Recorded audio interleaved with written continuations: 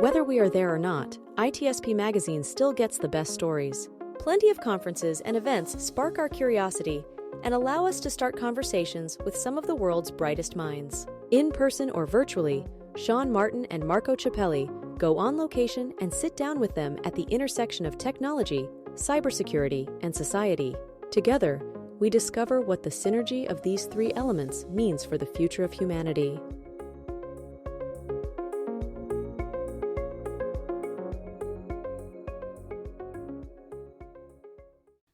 Marco. Hey, what are you listening to? I'm listening to all kinds of cool stuff on these cans, man. I can tell. I have the little one. This is not how I usually listen to my music, but No? for podcasts, You have the nice high fidelity stuff. I have a few. I think, like I always say, if you need to do a gift, to buy a gift for me, it's better make noise, like That's right. or sound. Make some kind of sounds for you. You and I both love sound and love music, and also love storytelling. And I'm excited, man. I don't know, you've been across the pond overseas. But I don't know if you can tell the excitement that I have for this. I mean, it all started with NAMM, but obviously this is the first episode of Music Evolves.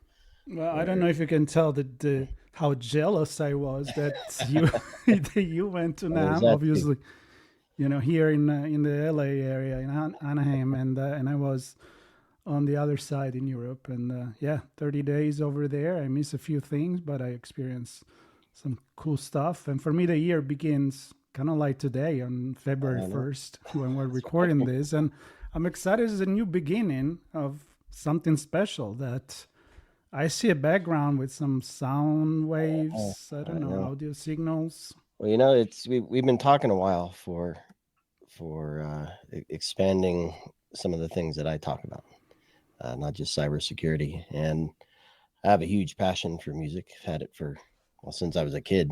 I've played all kinds of instruments, from trumpets to drums to keyboards, and I've lately picked up some synthesizers and synth keyboards and the stylophone stuff, and I've been having fun on guitar, electric. I was gonna say, don't forget the guitars. I don't know if it's one of the most important, but certainly one of the most recent that really sparked the creativity and the reconnection to music and the love that I have for it.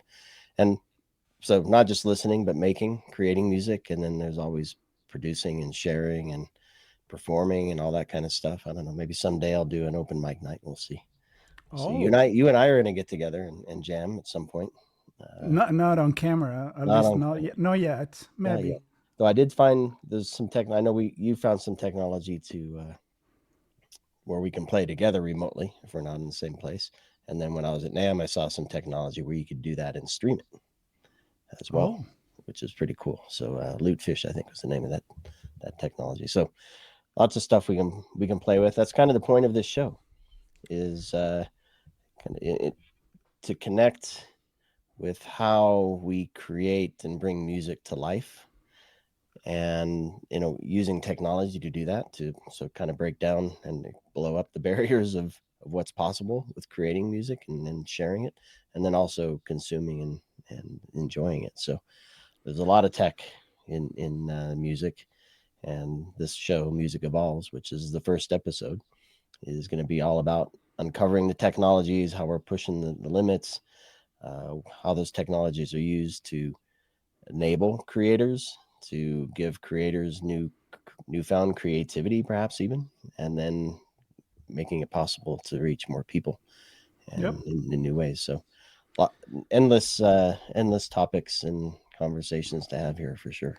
Well, if you think back at the various podcasts that we had when we had recurring guests, I'm thinking, a few actually in my mind. Unusual Gatherings was one show. Unusual Gathering was many years ago, and then I don't even remember the other one, but it was actually under redefining society, looking at the present, past, future of technology, and it was with older folks like the two of us, like not maybe on the old end, but the one that experienced analog technology and digital technology, and we jumped on that train.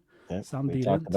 about what we talk about. Well, the Walkman to the iPad. Yeah, exactly. That's where I was going. So I hope you get the chance to look at the technology of music, not just what is now and what it can be in the future, but also what it allowed in the past and how it did change the music. And I'm gonna switch here. I'm gonna take over and be the host, if Are you you? don't mind, for a All little right. bit, because I will share this on Audio Signals podcast as well, because I want people to know that you have a new show. All right. And yeah, I guess that's my question. That to start with is, you're gonna find people that are gonna be against the technology coming into music. Maybe, I don't know, I'm thinking the auto tuner or certain things that kind of make me gag a little bit as a music lover. But there are other things that may be perceived at the beginning as something that is going to kill the music, the creativity, the manuality, and the artistry of it. But then if you look at it from a different perspective, and we love the word perspective, and there is both. And you mentioned that there is a creativity, and that can be given to everyone because they have access to more things to have fun with, and there's going to be the people that are going to use it as a shortcut. So, are you ready to hear both sides of the I'm record? more than just ready. I think that's kind of the point of what we're going to be looking at, because I mean, as I start to create more myself, I really try to focus on feeling it first, and then using the technology to make it happen.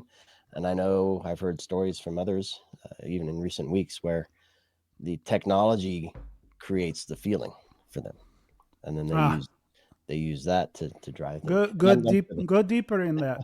Tell me more about that. So so take an idea for a song and use AI to begin to shape it. So one has maybe a message they want to convey, Mm-hmm. and they know the style, country, let's say country music style, and so they use AI, ChatGPT specifically, to create help refine the lyrics. Maybe they have some lyrics, but help refine the lyrics, help create or identify some sounds that can be used to create the musical part of it. And then so that in that way it's all about using AI to pull together elements and then taking that to the next level with production. Then who knows? I didn't have the discussion around what AI is in production or what other tools.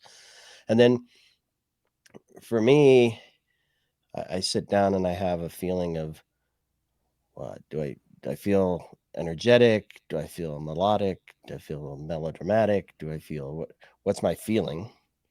And how can I convey that through the tools? Is that a guitar? Is that a synthesizer? Is that a piano? Is that a heavy drum beat? And so I start with the feeling and then find the musical elements to support that feeling and tell that story. And for the few songs that I've written lyrics for, I purposely avoid any connection to ChatGPT for those. Those really come from here for me. So I don't know. I'm sure there are other people have a bunch of different ways of looking at this, and that's kind of the whole point for me. And then I think what struck me and pushed me over the edge to actually kick this off was going to NAMM. Yeah. I want to go to that. We'll get there, but I think the point that I want to make for that, connected to this this part of the conversation, is that there is a lot of nostalgia. So a lot of things rooted into you. If you look around the whole event, you have pictures of Jimi Hendrix and Eric Clapton and different drummers and keyboardists that created their own styles and their own sounds using the technologies they had, tweaking the technology that Herbie Hancock. We had conversations with Shaggy about Herbie Hancock, right, where he basically ripped apart and reconstructed the synthesizer to make new sounds. And then those become standard, or the thing that people want to recreate, or the sound of an amp, right?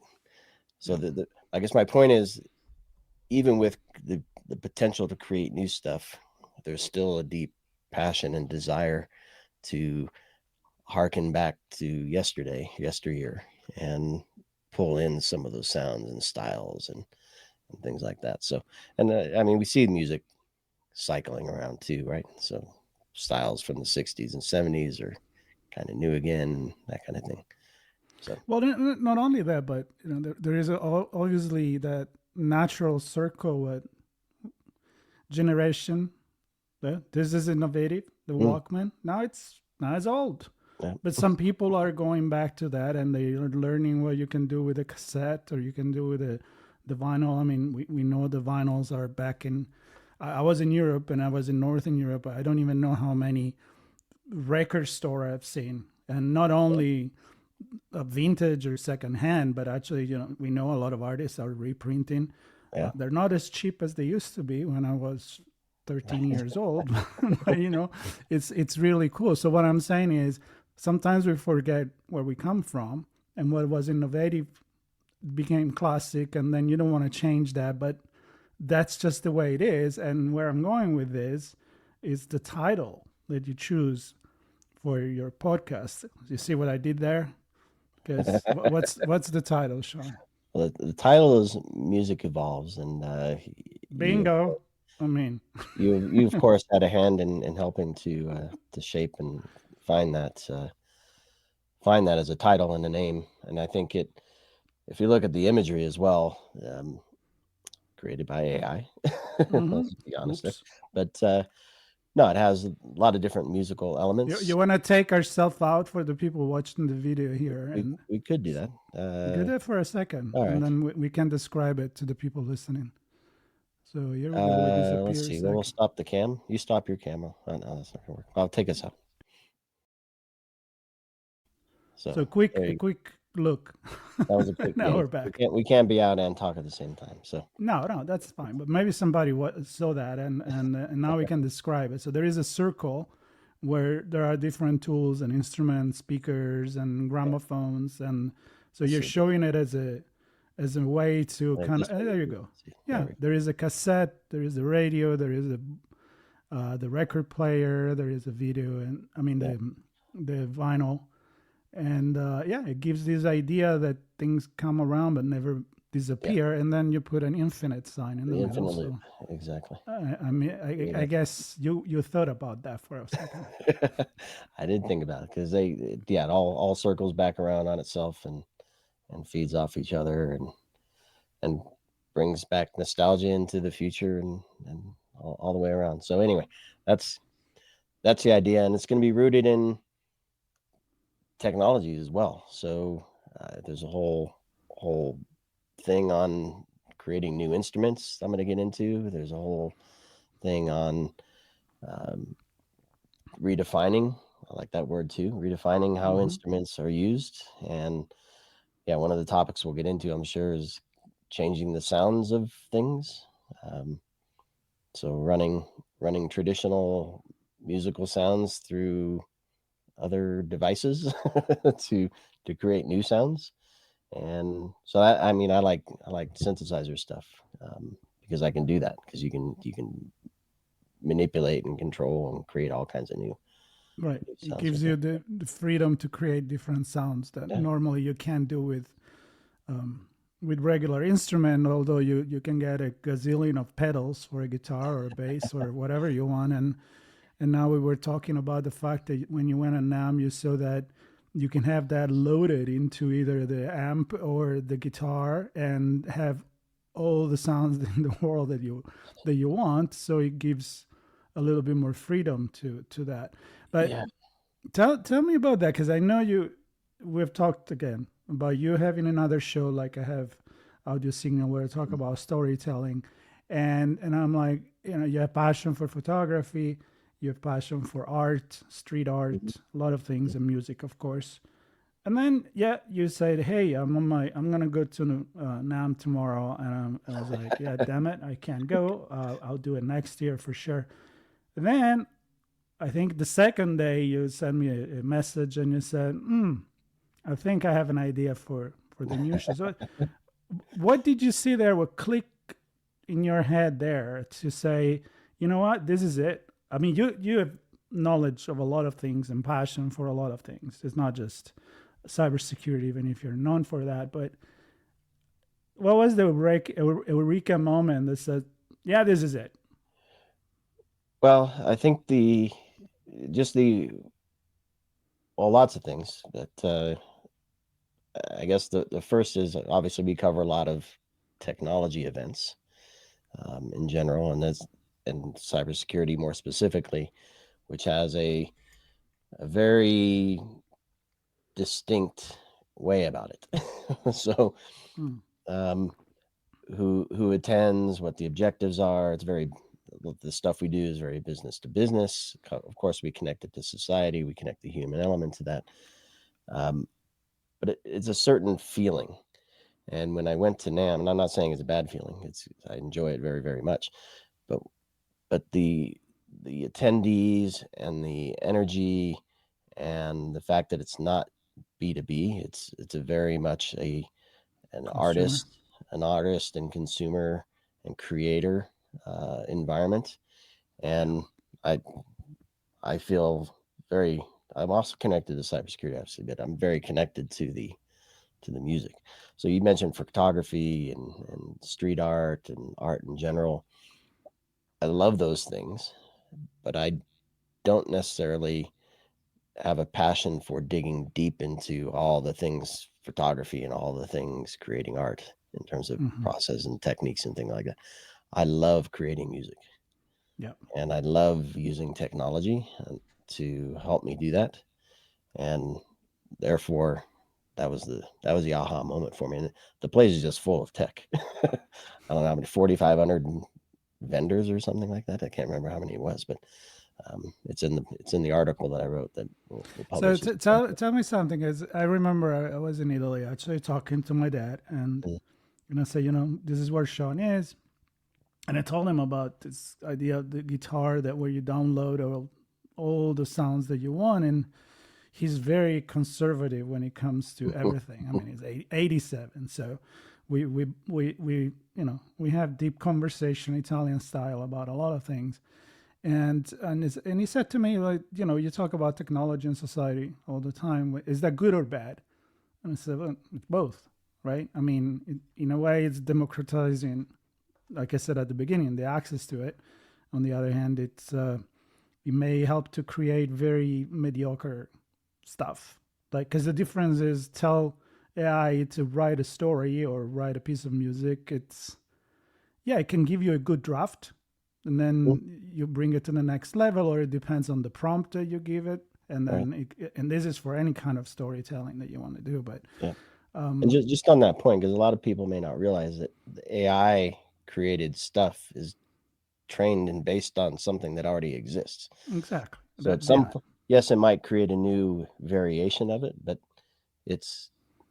I don't know, it's not too dissimilar from an artist hearing 3 or 4 bands, maybe one from the 60s, one from the 90s, and one they heard yesterday, and meshing and mashing those sounds together, right? It's not any different from the human perspective, hearing different things. But dude, I've lost my voice saying that thing about storytelling, where it's all trained on you. I mean, AI is way more human than what we think it is, because it's just regurgitating that. But also, as a human ourselves, we are who we are because of, if you read a lot of sci-fi because you like it, you're probably going to end up writing about something sci-fi as a writer. And as a musician, obviously, if you're into country or rock or whatever it is, you may innovate on that, but you're always standing on the shoulder of other giants, in my opinion. Yeah.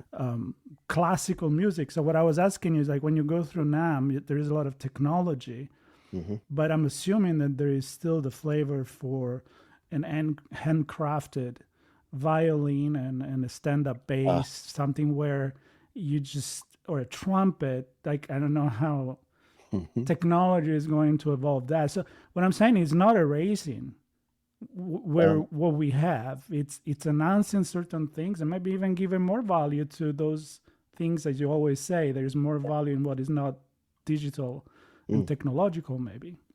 Yeah. So did you get that idea There's too? so many examples. I mean, so let's start with the amplifiers, because I think, and then I'll touch on the guitar. So it's not just about creating new sounds necessarily. So, for example, I believe it was Marshall that introduced a new amplifier, and that a couple different series of different lines of amplifiers, but one of them in particular was trying to recapture the 50s, 59 sound of their original amplifiers. So that's all digitized sound through the new amp. So it's kind of bringing the old sound into the new, Back, yeah. which is cool. But the other thing that they did was creating a loud sound without turning up the volume. So think about that for a second, Okay. where you get the feeling of it's just blasting your eardrums to bleed, but it's not actually blasting your eardrums to bleed, right? So it's a different way of leveraging or creating something new that solves perhaps a different problem. So it gives you the feeling without physically impacting the sound. And another one, I'll touch on the drums quickly here, is somebody living in an apartment in New York, let's say, wants to practice drums. Can you do that? No. So there've been electric drums for a long time, but what I believe is Roland came out with, DW Roland, they're both part of the same. They created drum heads and drum cymbals that are digital, but also are silent.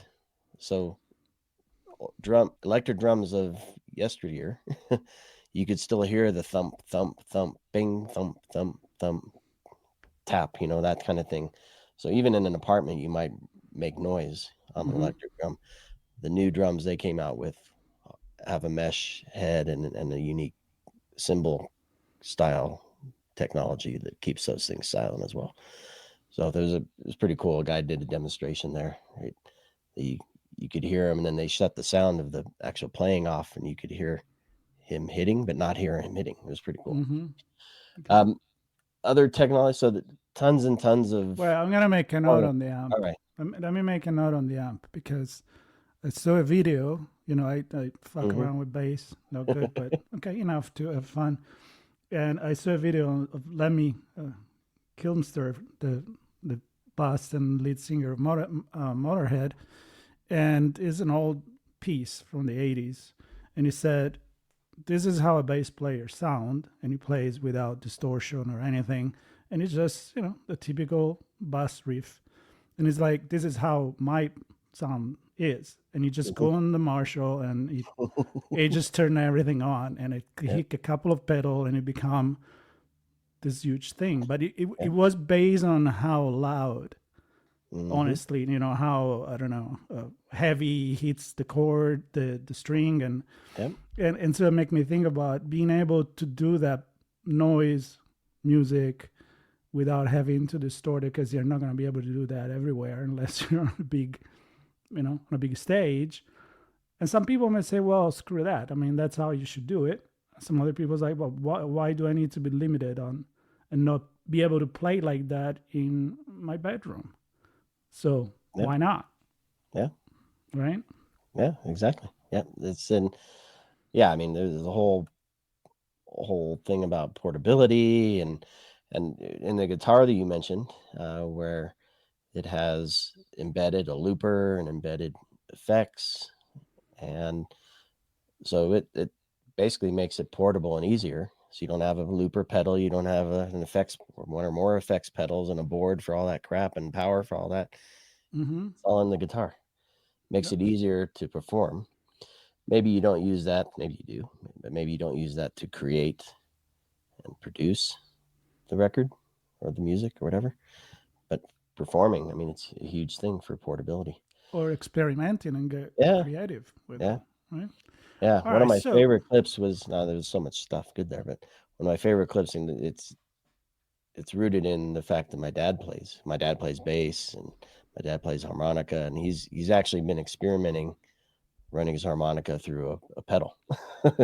So it's a I can't remember what kind of, it's like I think it's a melody pedal. Can't remember what it is.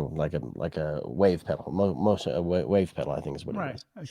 But anyway, so there's a harmonica performer that had a whole pad of pedals and looping, and he was changing the sound, and he actually played two harmonicas, and I mean, and I sat there, and the whole point of this for me is because I feel when I'm creating, but I also feel when I'm listening, and watching that guy play his harmonicas with those pedals.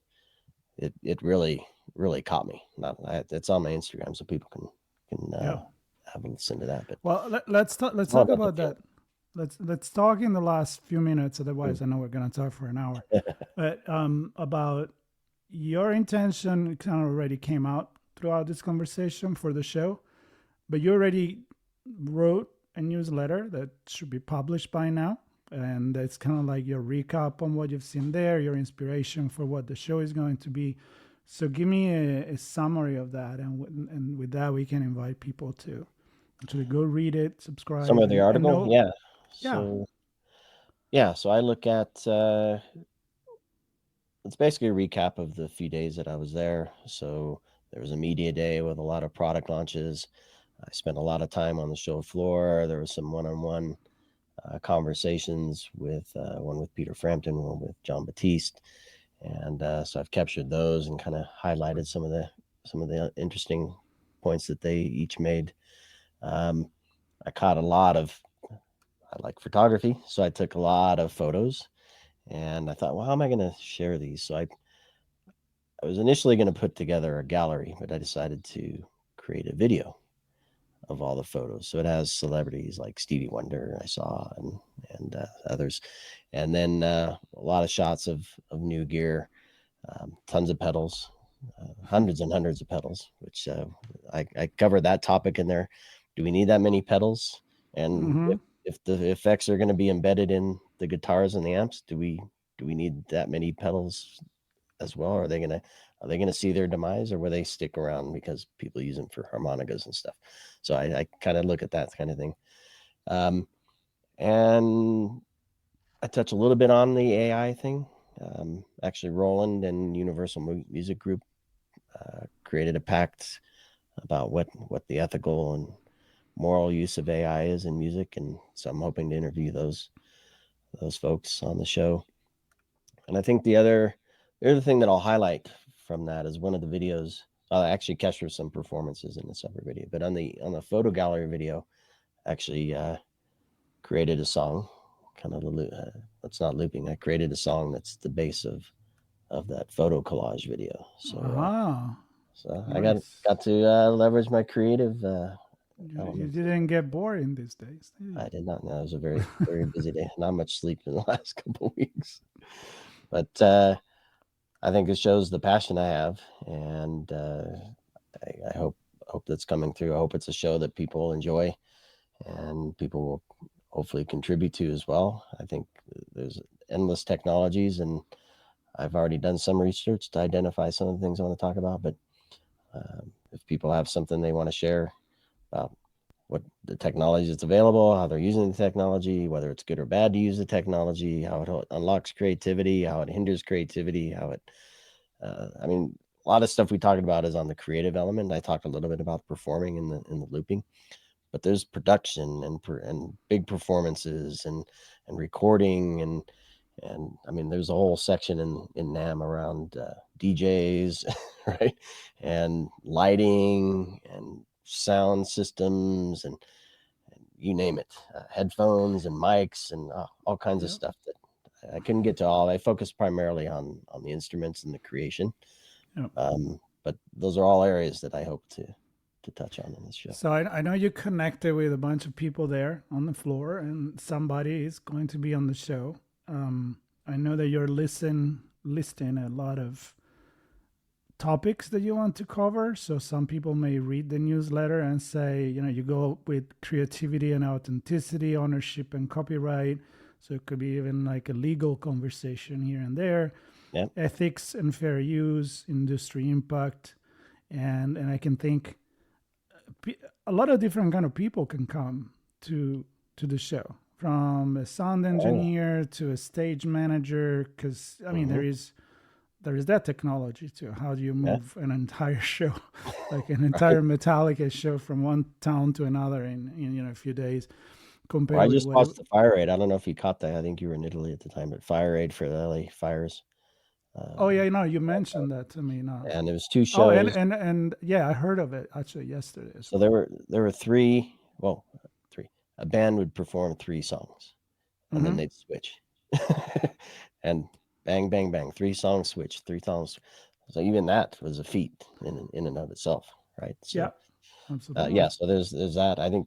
Yeah, to your point, I'm gonna talk to researchers. I'm gonna be talking to music students. I met a guy at NAMM who's all about enabling and supporting music educators, so that there's a defined level of what it means to educate students, and giving them the resources and giving them the knowledge and giving them the tools and the support and the funding and all that stuff to actually do that. Because I mean, we need to learn as well. I mean, I like to tinker, but I have years and years and years of learning through school and whatnot too. So I think there's a nice balance there.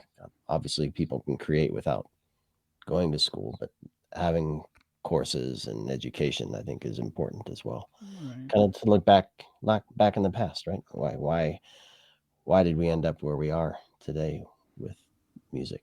Or why we end up in a certain way and other country maybe end up in a different way. Yeah. And what is important? I feel music, it's one of the most important things that we have, part of education, part of giving opportunities. So I'm thinking, as you go through all of this, I'm like, this could be for redefining technology and society. Why not, right? I mean, given the importance that it has to create the future of art and culture and all of that. On that note, I was in Helsinki, you know that. They have the most amazing library in the world. I know you should. Yeah. I spent more time there than walking around Helsinki, also because it was cold, but also because it was amazing. I mean, their entire concept is education. So you think a library and like a lot of books and maybe DVDs and maybe games and stuff, yet all of that. But then I saw a wall of guitars, and it was Gibson and Fenders. It wasn't like cheap stuff. And it said, if you need it, just rent it for free as a member of the library. Right. And then behind that, there is studios where there is one already with a drum set up. You can record, you can practice, you can do what you want. And as a member of the library, which is free, you get to use that. And I'm thinking like, do you know the value of that? Right? So again, let's reconnect. Many people listening to let's reconnect with, the importance in society for this. And then, I mean, look, Sean, point is, ITSP magazine was born at the intersection of technology, cybersecurity, and society. Well, more cybersecurity and society, and then technology come in, and we're gravitating around all of this. And we also experience how everything we do nowadays is technology and society and cybersecurity, because you can talk about privacy and copyright. I mean, is it easier to steal? I know I'm going to go there because you can talk forever, but is it going to be easier to steal somebody's production and publish it before the release, or like it's happened to movies? Can you copyright something that's written by AI? I don't know. Exactly. There's another conversation you could have. So much stuff. So much goodies to talk about. Yeah. So I would encourage everybody to, I'll in the show notes, I'll include a link to the article as well. And let's see if there are any other points I wanted to pull from there. And ethics. Yeah, I think you listed a bunch of the stuff for there. So I think ultimately it's around how can we use technology to create more music, use technology to perform more music, use technology to consume more music. And why? Because music is good. It's good for the soul, at least for me. And I sure clearly a lot of people, hundreds of thousands of people. I don't know how many, tens of thousands of people. Yeah, it was like 40. I don't know. Let me see how. Let me get to the right number. 65,000 people. There we go. I was right in the ballpark. 65,000 people there at NAMM to That's a pretty big make number music, for to make music. And Yeah. I'm And assuming produce and share music. So a lot of those were coming from all over the U.S., mostly LA, which is definitely a mecca for music. But I I'm think they sure there said was. more than 10,000 people came in from outside of the states. That's Which pretty is good. that's not a small number either. Yeah, especially given the situation LA was at the time too. So need to consider that as well. Well, Sean, I'm excited for the show. I'm excited Me to too. sometimes please invite me to some conversations. Yes. I'll be happy to join, and some may bleed into other show that we have together as well. But I'm excited. I'm all about music. Not that good at doing it, but definitely good at listening to it and talk about it. And yeah, I honestly think you did the right choice, and it kind of motivates me to, to even have more conversations about Yeah. music. So, Yeah. Absolutely. I Well, the timing is everybody right. listening, what should I do? Do you have the show up already, or are you waiting for me? I'm waiting for that one last bit, the actual show itself. Well, I needed an episode. All the surrounding stuff, I've been working my tail off to get it all ready. But Good. it's obviously by the time people listen and watch Yeah. this, you did your part. Yeah, exactly. Otherwise, they're not listening to it. And they can subscribe. And if they're listening to this, because I will publish this on audio signals as well, my podcast about stories and storytelling, they can look at the notes and subscribe to your show, your new show, and why not to all the other shows that we have. Yep. The intention is having more of this conversation, either with or without music, with or without cybersecurity, and just catch up and share what we are excited about throughout the year. Again, it's going to be a busy year, Sean. It's going to be a busy year. Yeah, we're going to be traveling quite a bit as well. Yep. Yeah, and then on that point, this was kind of the catalyst was driven by an on location, right? So covering NAMM. I've already seen a few more events. There's one in June following InfoSecurity Europe in London. So I suspect I'll be attending that and covering that I conference suspect as well. I will be there too. Yes, exactly. So yeah, more on location as well, connected to music and technology as part of the show. But I'm super excited. I'm passionate. I love this, and I can't wait to dig in. I'm glad you and I were on this first one together to kick it off. We'll both be at NAMM next year, covering it as well. And you can look at it from a societal perspective or whatever else intrigues you and your audience. One thing I'll note is that, and I take this from you, because I think, and if you timing is everything, I guess is the point of this. Why didn't I start this years ago? Wasn't time. And if you remember, there was a rough patch, and you said, "Here, take my guitar and go play it, and you'll relax." And I did. I took it, and I tried to play it, and I was like, I wasn't in the frame of mind to learn guitar. And then it was a few months later, I picked up a different guitar, and I bought one, and that was the moment. I was ready, and every day. Pretty much every day, I pick up the guitar for at least 15 minutes, which I remember you saying almost every day you do the same. You pick it up and you play, or the keyboard or whatever it is. People don't like it when I play my drums every day. in New York, when I'm in New York, I have to go to the studio in Midtown, which is fun. Let's be honest. There are some instruments that do need. The trumpet. You can't really put in headset. Trumpet's not a neighborhood friendly. drum. neighborhood-friendly guitar. Or a I trumpet. I could put the. I don't know. Can you play the trumpet in a headset? Probably not. I did see an electronic trumpet that was remote. You played. did? Yeah, I think it had. I didn't look at it too deeply, but I think it had a speaker inside, and it was connected. And one of these somebody played remote, and then it came out on the trumpet. Holy shit! Okay, interesting. So that's another frontiers that I'm like, oh, I didn't see that coming, but why not? I was just got the pitch for a story about a company at CES. That's another event that we cover where they sync smells to videos and music, and I don't know. I wasn't at CES. We were supposed to go. We didn't go. Next year there is that too. Sometimes you try. We'll see how the audience react. Maybe a hit. Maybe you don't want to smell the TV. Well, you can. Don't know. You'll get an insight to my crazy brain, because the first thing that you said when you connect the smell to something was the debut of the fart pedal. Oh, there's a whole booth dedicated to the fart pedal. Oh, really? Yeah. So there you go.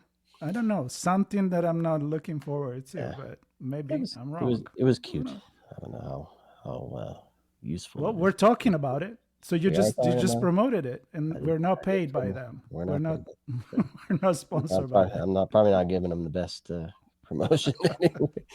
Well, but maybe it's enough to make people curious, and they're going to be Googling that now. If you need that sound and you want it connected to your guitar or harmonica or whatever else you're pumping through there, go for it. Do what you want. I'm not going to judge.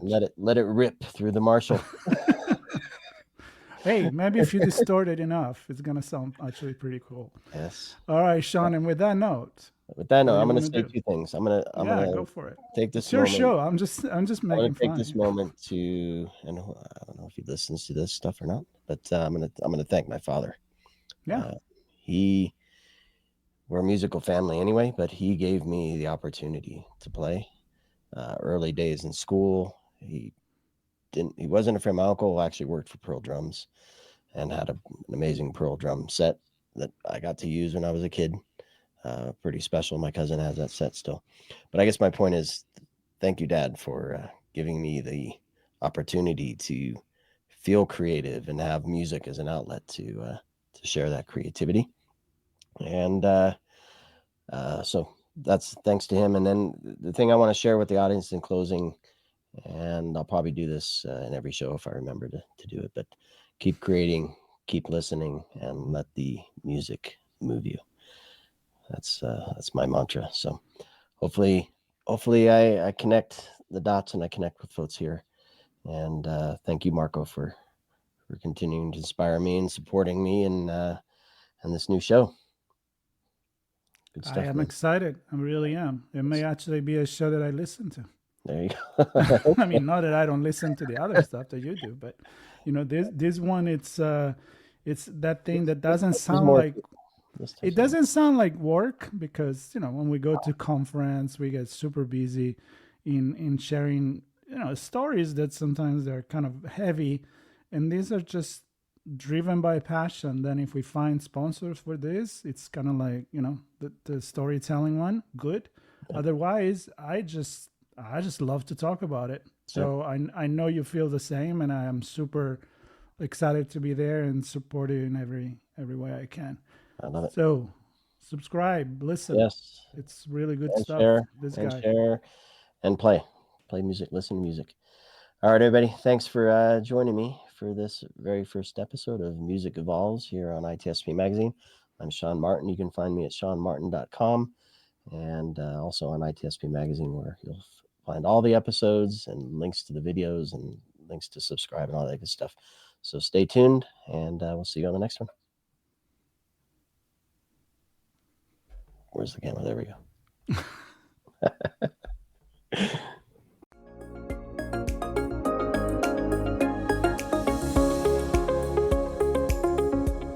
We hope you enjoyed this episode of Sean and Marco's on-location event coverage conversations. Please take a moment to give the show a good rating and leave a comment. Remember to share this podcast with your friends, family, and colleagues. Come back for more conversations and follow Sean Martin and Marco Ciappelli as they continue their journey toward redefining cybersecurity and society.